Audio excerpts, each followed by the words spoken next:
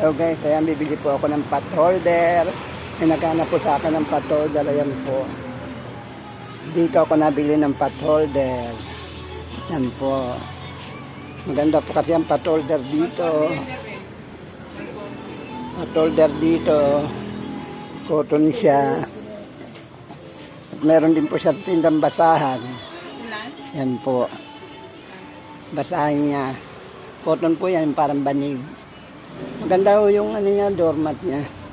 Saka may tinda rin siyang basahan na maliliit. Yan po. Yan. Totally dito po ako bibili ng pot holder pag may naghanap sa akin. Oo. Yan po guys, kung gusto niyo bumili, dito lang po yan sa Dasma. Sa may area D.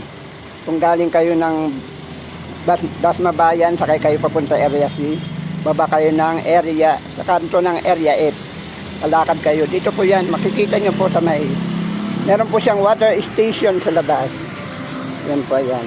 Yan, yan po. Madali pong hanapin. So, guys, yan. Sana bili kayo. Punta kayo dito. Bili kayo. Maganda mga tinda niya. Ayan po.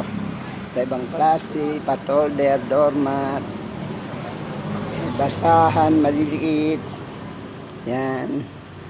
Yan po guys. So, yan, maganda tinda niya.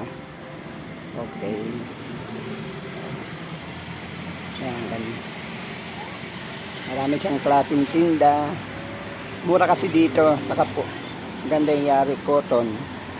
Cotton yung kanyang pot holder. Ayan po. Ito yung hinahanap sa akin ng mga customer ko. Pot holder. Okay. Guys, thank you.